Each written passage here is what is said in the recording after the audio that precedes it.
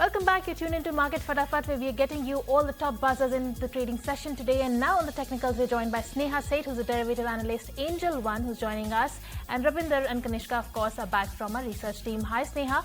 You've picked up Glenmark Pharma for us. Tell us on the charts, what do you see for Glenmark Pharma? Because when I pull up the chart for Glenmark, it is doing very well in trade today. It's up more than 3.5% in trade, and this has been a clear outperformer even from the pharma pack. Do you see more up move coming in for Glenmark? Yeah, it's very much likely, because if you see, the overall chart structure is very strong.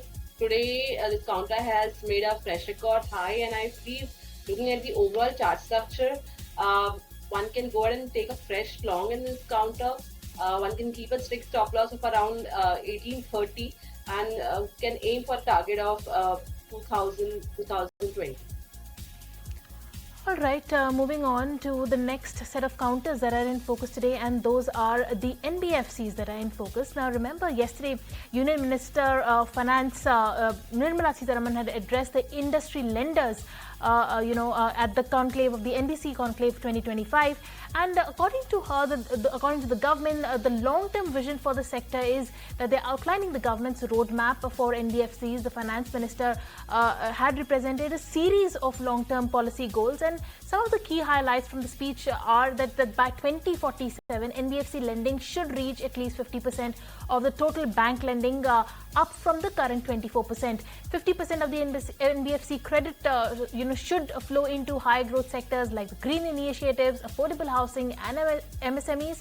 20% of the NBFC's lending should be done under the co-lending framework with the banks. All NBFCs must adopt digital processes supported by a common minimum technology standard, and the co-lending model is yielding positive results, and this partnership should be institutionalized. The government will continue to support NBFCs and will prioritize addressing the industry's concerns. She also noted that many large NBFCs are already complying with bank-level governance and compliance norms. On the back of that, all the NBFC stocks are in focus today. But moving on to the next counter, Bharti Airtel. Ravinder, tell us what's the news for Bharti Airtel? Well, as Bharti Airtel is in focus, where company has incorporated a step-down wholly owned subsidiary in the name and the style of Airtel Money Limited. Airtel Money Limited and the listed entity hold a 100% shareholding in the acquired entity. Airtel Money Wallet, a digital wallet service of Airtel Payments Bank, Airtel's non-bank financial entity, enables users to make seamless online and offline payments, recharge mobile and pay utility bills directly from the mobile phones, and the new subsidiary is expected to further enhance Airtel's capabilities in the fast-growing digital payment space. So back of this, Bharti Airtel is in focus. All right, moving on from Bharti Airtel to HDFC AMC, Sneha. On the charts, this one has done very well, and in the last 6 months it has picked up almost 36% returns it has given. But tell us, what do you see on the charts? It is showing some slowed momentum within the last few weeks. So last 1 month, it has been very, very range bound. What do you see on the charts for this counter? If you look at the overall chart structure, it has been very strong. The counter is trading above all the key moving averages. There is an immediate resistance around 5,000 to 20 to 40 zone, but that can be surpassed very easily. And looking at the overall chart structure, and last 4th month, this is the 4th month, I would say that the counter has been showing strength, and it has been closing on a positive note. Looking at the overall chart structure, I believe someone who wants to take a fresh long for a short-term trade can go ahead with this counter as well, keeping a strict stop loss around 5,000. One can aim for the target of at least the first target would be around 5,450, and the second target would be around 5,600. All right, moving on then to the next counter, NIIT Learnings. Tell us, Kanishka, what is the news flow here? That's right. So this learning services provider, NIIT Learning Systems, it has completed the acquisition of Germany-based MST Group for about 225 crore rupees. Now, this acquisition adds Hungary as a nearshore capability center for Western Europe, which will improve NIIT MTS's capability to offer on-site multilingual services to its global clients. Now, the firm says that this transaction expands the company's presence in Europe's fastest growing region and increases the market penetration in the automotive and industrial market segments. Hence, the NIIT Learning stock is in focus today, trading over 1% higher. All right, moving on to the next counter, which is Shilpa Medicare. In fact, that stock was up and away, almost 2% in trade, has given up those gains. But this happened after the company announced that its Unit 6 facility in Dapaspit, Bengaluru, Karnataka has received a Good Manufacturing Practice, or GMP certification from the Saudi Food and Drug Authority, or the SFDA. Now, the certification follows an on-site inspection conducted from the 18th of February to 20th of February 2025. It was a full GMP inspection of the entire facility with specific focus on the ondansetron oral film drug product. Notably, the inspection concluded with 0 observations. On the back of that positive news flow coming in, Shilpa Medicare is still holding out in the green with gains of 0.5%. But let's move on then to the next counter that is in focus. This is the Geo Finance that you've picked out for us. Sneha, tell us what do you see on the charts for Geo Financials? Because if I look at the chart, again, this is trading with gains of 1% today. Geo Financial has done well, in the last 6 months. In fact, last one month, since the 19th of June, it has picked up some good momentum, almost up 17% since then. What do you see on the charts for this one? Taking the chart is very good. The counter has been showing decent strength from last couple of sessions. Like, it has made a very strong base around 200-210 zone. And from there, we are seeing continuous momentum-based buying in this counter, despite many stocks being in a consolidation phase. I believe this momentum can extend at least towards 350, 355 is the level which I'm watching for.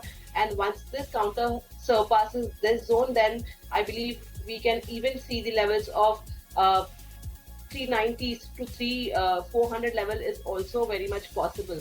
So at this point in time, someone who's holding for a long-term perspective may continue to hold it. Someone who's looking to enter into this counter should, buy this counter in the depths around, say, 320, 315 is the range, wherein I would say go ahead and long, and the target would be around 350 will be the first target. Second target will be around 400, 420. All right, moving on from Geo Financial Services on the charts to Varun Beverages on the back of a brokerage note. Take us through the details of the brokerage note, Rabinder. Well, as HSBC has come out with a note on Varun Beverages, and they have maintained their buy rating, but they have cut the target price to rupees 620 as compared to earlier target price of rupees 670. They say that the HSBC said that the weak Q2 volume price in, but the main questions from the investor is whether the slowdown is seasonal or structural, and the changing competitive dynamics are healthy for a growing soft drink market, but Varun Beverages will sustain growth in line with the industry. So back of this notes, Varun Beverages is in focus and the stock is down approx 1%. All right, Varun Beverage in focus on the back of a brokerage note. But coming to you again, Sneha, you've picked out Max Financial for us, another very strong counter that has been outperforming the market. Do you see more upside coming here? Yes, very much possible, because if you see, the counter has given a very strong move.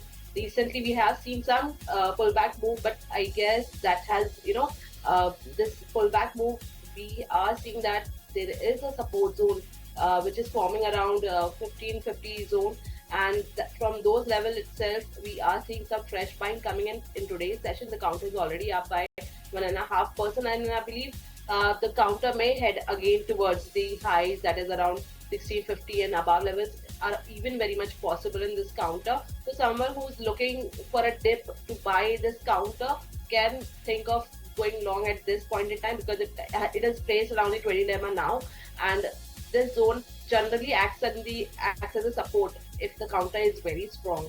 So that's what the case is with MFSL at this point in time. So I would suggest going ahead and taking a long position with a strict stop loss of 1550. Upside target would be around 1660. All right, so that's Max Financial Services on the charts, more upside there. But coming to you, Kanishka, UPL is the name that you've picked out for us. Take us through why you've picked out UPL. So UPL is in focus because its step-down subsidiary, Advanta Seeds International Mauritius, has entered into a agreement to acquire 100% equity in Wuhan Advanta Seeds Company, that is Advanta China. Now, this acquisition, valued at $4,200 marks UPL's strategic expansion into the Chinese agricultural market. Advanta China, incorporated on June 25th of 2024, will operate in the seeds and agri-related business. Now, while the company is newly established with no prior turnover, its formation is aimed at strengthening UPL's footprint in Asia's fastest-growing agri sector. Now, UPL stock hence is in focus today, however, trading about 0.2% lower. All right, moving on from UPL that is in focus today to the next counter. Sneha, Concord is the name that you picked out for us. Tell us, what do you see on the charts for Concord? If we look at the chart structure, this counter has been under pressure, and after that we are seeing some buying interest coming in. 450, around 480 to 500. This zone has been acted as a very good support zone, and the counter has rebounded. It is trading around 620 odd levels now. And looking at the overall chart structure and the short covering move, what we have seen, I believe this counter looks poised for an up move at least towards 700, 720 is the level which I'm watching for. However, before that, the another hurdle or the important hurdle will be around 650. So after 650, there is a chances of very strong momentum coming in, which can bring this counter towards 720. So someone who's holding a position or someone who wants to take a fresh long, I think this counter is doing very well. In last 3 sessions, we have seen decent long addition as well. So I think one can go ahead and long this counter with a strict stop loss of around, say, 600 would be the immediate support zone, and so that would be the support. That would be the stop loss for now. For the target of 650 would be the first target. Then once we see and move above this, 720 is the level which I'm watching. All right, so these are the levels to watch out for Concord on the charts. But Kanishka, coming to you, you picked up Titagarh for us. Tell us the news flow on Titagarh. That's right. So the shares of Titagarh Rail Systems are in focus after the company's board. It has approved the fundraise of up to 200 crore rupees on a preferential basis. Now, these funds will be raised via the issuance of 21.16 lakh warrants, which will be fully convertible into equivalent number of equity shares having a face value of 2 rupees each. And the warrants will be issued at a price of 945 rupees a piece on a preferential basis to promoter entities, which is nearly at the same price at which the stock closed yesterday. Now, that's why the stock is in focus today, trading about 0.7% higher. All right, with that, that was the last talk for the day. We timed out on this edition of Market Fatafat. Sneha, Kanishka and Rabinder, thank you so much for taking the time out and joining us and talking about all the buzzers in trade. But let's move on to the big story that there is a big boost coming for green financiers. The government has cleared IREDA to issue capital gain bonds under Section 54 EC for the Income Tax Act, a move that puts it in line with REC and PFC. ET Now had told you first in September last year. My colleague Prakash Priyadarshi is joining in with more updates on this story. Yes, a big development coming in, and it's a confirmation of our news break as well, as the government has allowed IREDA to issue capital gain bonds covered under the Income Tax Act 1961. A very significant development coming in. In fact, the company can raise funds through capital gain bonds. ET Now had reported earlier about the proposal which was being considered by the Finance Ministry on the request of Ministry of New and Renewable Energy. Now, after taking all factors into account, the government has granted Section 54 EC tax benefit status to IREDA bonds in line with companies such as REC and PFC. In fact, the Finance Ministry has notified bonds issued by IREDA as long-term specified asset under Section 54 EC of the Income Tax Act 1961. As you are aware that the NBFCs such as REC, PFC are already issuing capital gain bonds where it allows investors to save on capital gains tax. This move is very crucial in order to achieve 500 gigawatt renewable energy target by 2030, where renewable energy sector is expected to receive approximately 30 lakh crore investment in next 5 years, out of which rupees 12 lakh crore investment is likely to be drawn from NBFCs. And well, at least 16 people are dead and several feared trapped after a bridge collapsed in Gujarat. The tragedy resulted in several vehicles falling over Mahisagar River. Now, meanwhile, 5 persons have been rescued so far, and the rescue operations by the state and National Disaster Response Forces are underway. Times Network's Hiten Bitlani has more updates. बिल्कुल देखिए वो ग्राम पंचायत के जो सदस्य है इसी पादरा और आजू बाजू के मुजपुर के जो गांव के पंचायत के सदस्य है उनकी तरफ से ये 2022 में लेटर्स लिखे गए थे और उन्होंने उसी वक्त ये कह दिया था कि इस ब्रिज को तुरंत ही हैवी व्हीकल्स के लिए बंद कर दिया जाए क्योंकि जिस तरीके से वो ब्रिज जर्जरित हो चुका है, वाइब्रेट हो रहा है, ऐसे में कोई बड़ा हादसा हो सकता है। इतना ही नहीं, यहाँ के जो स्थानिक लोग हैं, मैं आपको बता दूं, इस ब्रिज के इर्द गिर्द भी उन्होंने 2017 से लगातार यहाँ पर जो है प्रोटेस्ट किए थे। कई तरह की चिट्ठी लिखी गई थी, लोगों की तरफ से भी लिखी गई थी।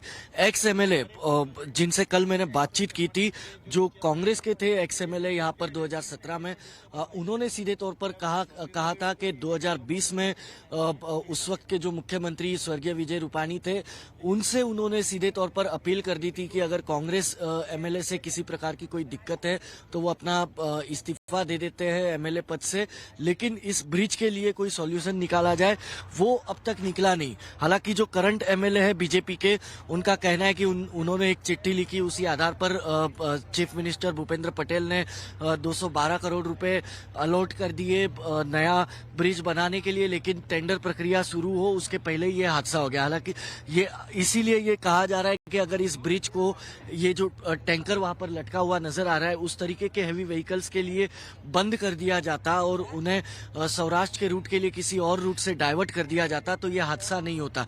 क्योंकि ऊपर जब हम मौजूद थे, सुबह भी हमने तस्वीर दिखाई कि किस तरीके से वहां पर गड्ढों में बड़े बड़े क्रैक्स नजर आ रहे, पूरी तरह से कंक्रीट उन गड्ढों में घिसा हुआ है, खत्म हो चुका था। ये जो कनेक्टर है ब्रिज के आसपास का, वो भी उनमें भी क्रैक्स बड़े बड़े नजर आ रहे। तो कहीं ना कहीं एक अनदेखी जरूर थी, लापरवाही जरूर थी। अब किन अधिकारियों की लापरवाही थी ये खैर जांच का विषय है। आज सुबह गुजरात सरकार मुख्यमंत्री द्वारा एक गठित कमेटी जो है यहाँ पर पहुंची थी, उन्होंने दौरा किया है और एक रिपोर्ट वो अब मुख्यमंत्री को सौंपेंगे। उसके बाद कहीं ना कहीं उस रिपोर्ट के आधार पर गुजरात सरकार जो है कार्रवाई करेगी। लेकिन अभी भी आप देखेंगे रेस्क्यू चल रहा है क्योंकि 15 की मौत हो चुकी है, 15 लोगों की अब तक मौत हो चुकी है और कलेक्टर के हिसाब से 3 लोग अभी भी मिसिंग है, जिनके लिए ये रेस्क्यू जो है वो लगातार चलाया जा रहा है। All right, moving on then, more updates on the much-awaited trade deal with the US. Sources say an Indian team will be heading to the US once again for negotiations. My colleague Sumita Karir is joining in with the updates of that. Absolutely, and we're given to understand from sources that India is still trying to finalize a deal so far as its trade deal with the United States is concerned. In fact, sources have also told ET Now exclusively that an Indian team will be traveling soon to Washington, D.C. Remember, just a couple of days back, in fact, just about 10 days back, Chief Negotiator Rajesh Agarwal traveled with his team to the United States just before the July 9th deadline, but the July 9th deadline is well past, but still negotiations are on. We're given to understand from sources these are happening virtually. And in fact, what sources are also suggesting is that these negotiations with respect to the mini deal, the interim trade deal, and of course the BTA, which is the first tranche of which is expected to conclude by fall this year, these negotiations for these two various deals are happening simultaneously.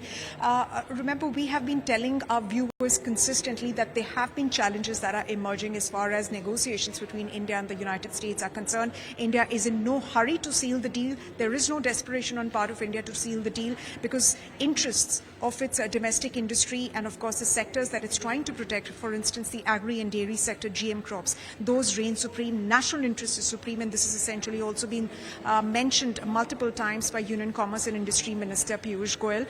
And of course, as far as the latest on tariffs is concerned, we do know from Donald Trump's truths or tweets, as they are called, he has of course slapped a 50% tariff on Brazil for the way former leader Jair Bolsonaro was treated. Remember, he was ousted in a coup in 2022 for trying to cling to power. Other than that, he also issued letters last night for several other countries, and like I said, the tariffs go all the way up to 50%. A day before that, he also issued letters to 14 other countries, and of course he's proposed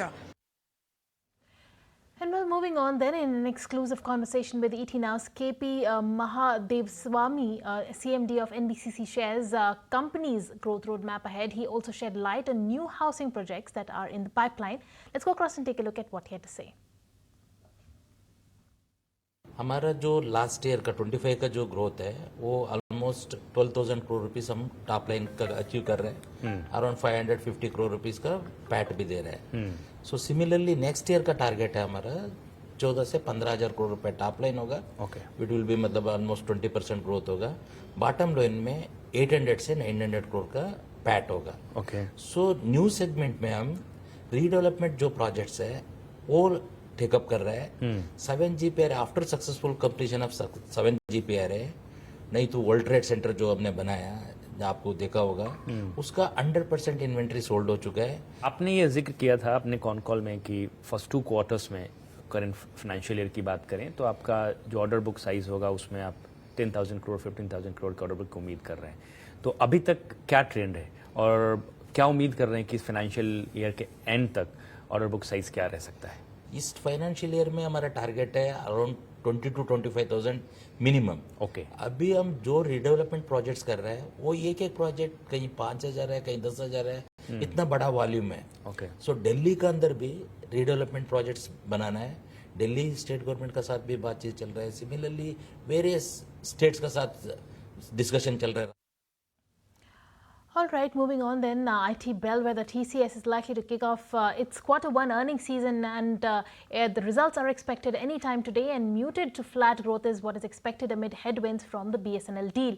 My colleague Pulkit is joining us with what the street is penciling in.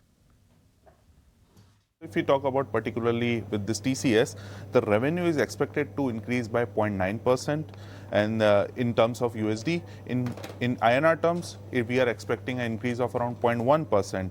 For EBIT, it is around 0.3%, and for profit after tax, we are expecting a decrement of around minus 0.2%. The key factors that are influencing the above numbers: first is the exit of low margin BSNL deal, and it may provide a partial cushion to EBIT margins. Deal wins are likely to remain steady, but conversion to revenue may remain sluggish. There are some key monitorables that we can focus in the management commentary.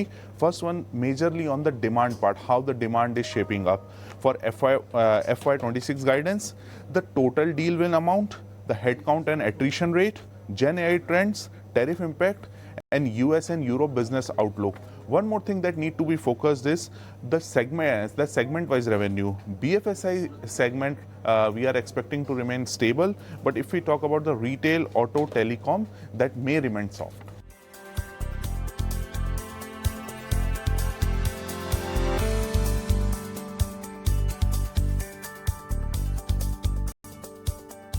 All right, with that, it's curtains done on this edition of Market Fatafat. I'll take your leave. Thank you so much for tuning in. Don't go anywhere. Market action continues on ET Now.